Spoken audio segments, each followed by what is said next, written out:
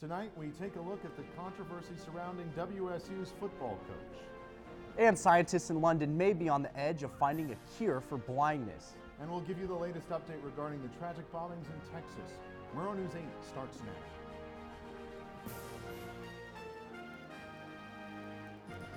From Studio B on the campus of Washington State University, this is Pullman's only nightly newscast. This is Murrow News 8. Good evening, I'm Doug Taylor. And I'm Jesse Maywald. Welcome to Murrow News 8.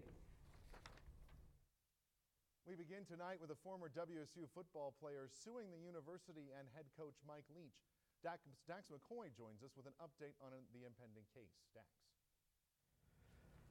Thanks, Doug. Former WSU defensive back Zaire Webb claims that he did not receive fair treatment after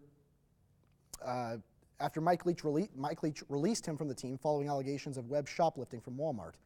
Officials dropped all charges, yet Webb remained off the roster and lost his scholarship.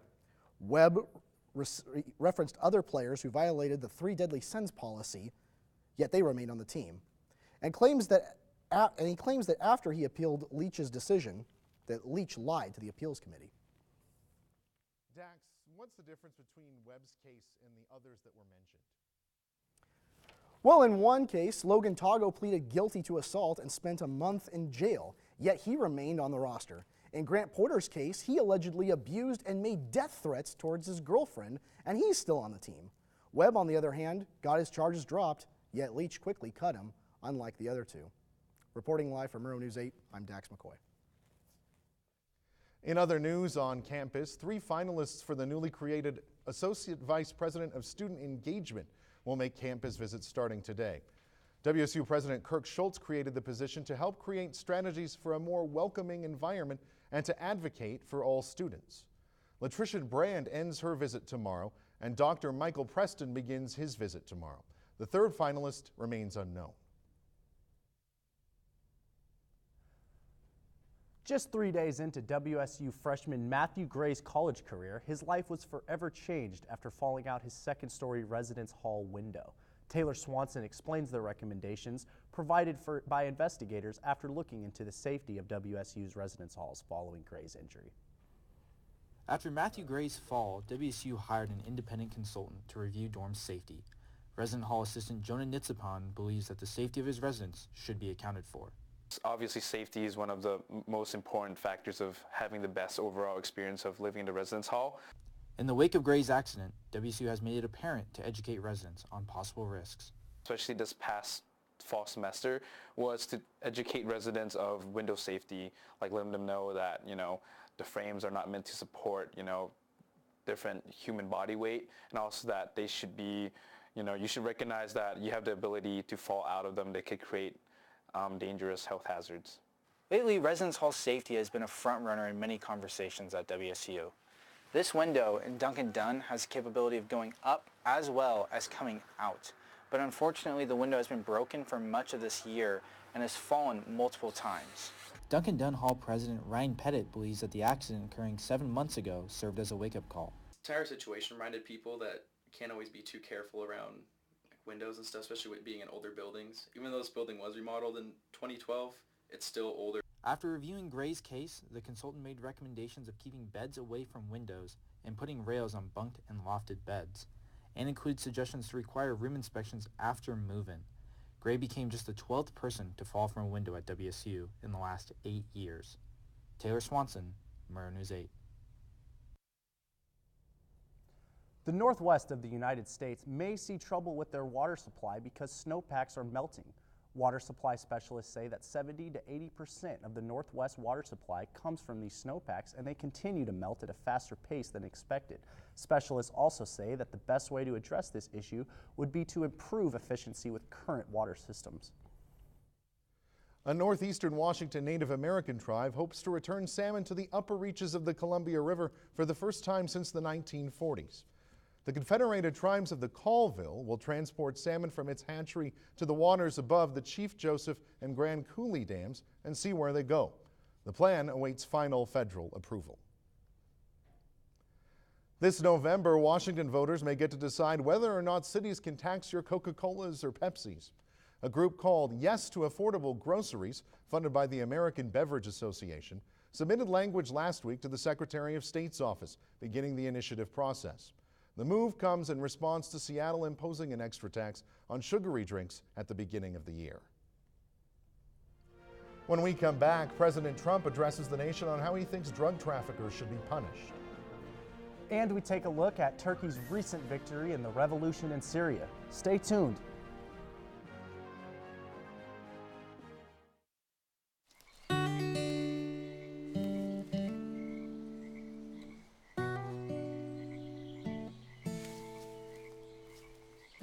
When you're out there, there's no telling what you'll find. I see it! I see it! Oh, look at you. There are some moments only the forest can inspire. Find yours at discovertheforest.org. The great outside. My new mom and I have a lot in common. So shiny. We both love the outdoors. That's not a flower. And she knows a lot about wildlife. A labradoodle. You don't have to be perfect to be a perfect parent. Thousands of kids in foster care will take you just as you are. If you want to be a parent, it doesn't matter how you play or even what you wear. You just need to be there. Thousands of teens in foster care don't need perfection. They just need you. An explosive device triggered by a tripwire injured 2 men in Austin, Texas last night. This makes 4 bombs in less than 3 weeks in the Texas capital, and both Austin police and the FBI believe one person holds responsibility for all 4 bombs. Is this terrorism? Is this hate related? And we're early on in the investigation today. We've only gotten into the preliminary phases, and as the day moves on, that is something that we're going to analyze. We are clearly dealing with what we expect to be a serial bomber at this point.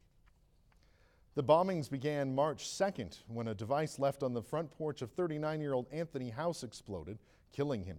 A second bomb exploded March 12th, killing 17-year-old student Draylon Mason.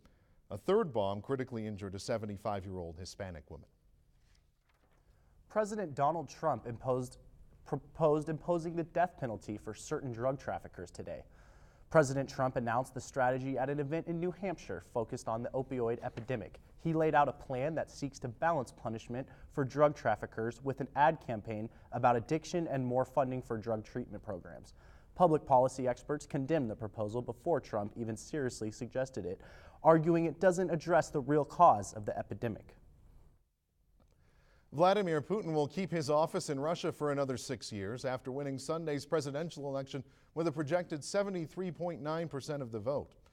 The win will keep Putin in office until 2024, when he will be 71 and obliged by law to step down.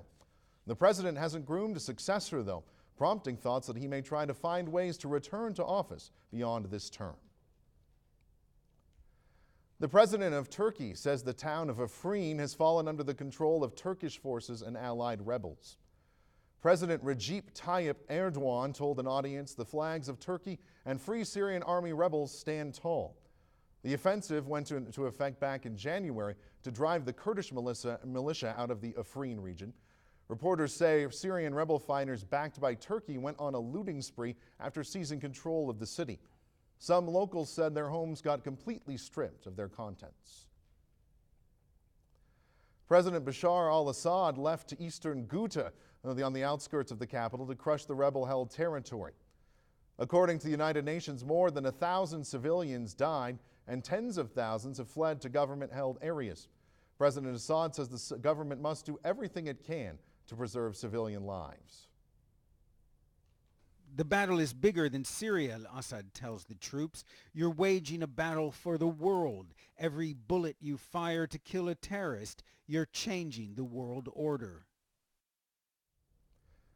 According to the Syrian American Medical Society, during Assad's day out, government forces subjected the Ghouta to intense bombardment, killing 28 people, including 4 children and 5 women. When we come back, Brooke will tell us if spring break brought us some sunny weather. Don't go anywhere. Let's go.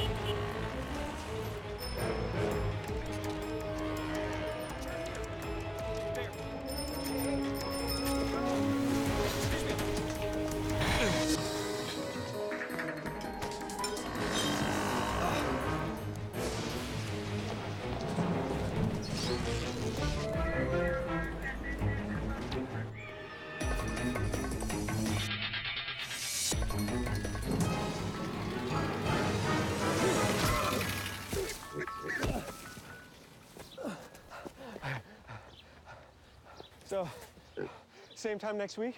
Well, of course. Put away a few bucks, feel like $1 million. For free tips to help you save, go to Feed the Pig.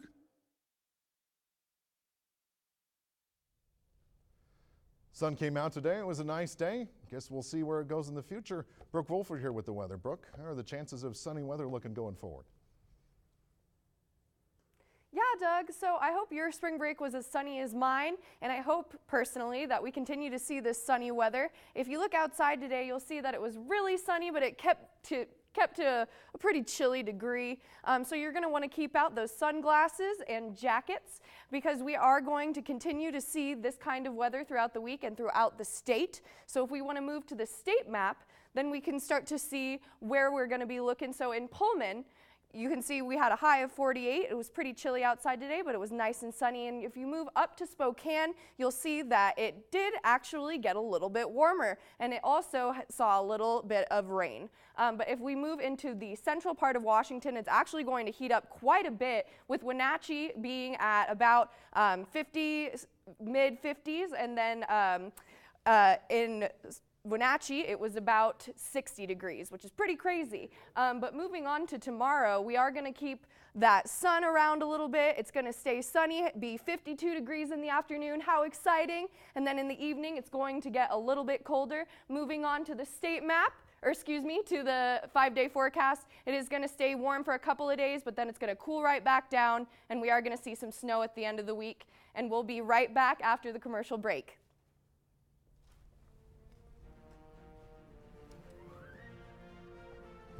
We're going to a commercial break. I'm talking about Pokemon Go after the break, I think. No, we're on the air right now. They said I couldn't dream. Called me a piece of trash and swore that's all I'd ever be.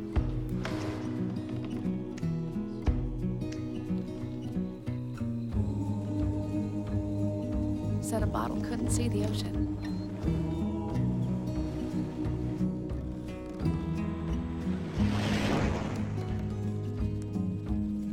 Give up. Go back to the dumpster. But I didn't listen. I made my way.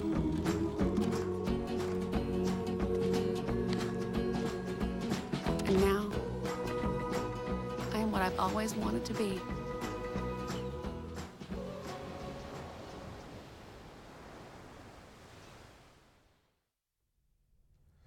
So, Brooke, interesting looking weather. Going to get a little cooler later in the week. I thought we were getting to spring here. I know, it always seems to look like that. My boyfriend was actually talking about getting his studs taken off of his tires, and I keep telling him that's a bad idea because I honestly, you know, you saw at the end of this week it's going to get a little snowy on Monday. So I'd watch out for that. Don't get too excited. Right as I felt we were on the other side. I know. It was so exciting. Thank you for watching. Join us every weeknight at 7 and 10 p.m. for Pullman's only nightly newscast. Have a great night, and don't forget to follow Murrow News 8 on Facebook and Twitter. Good night, Pullman.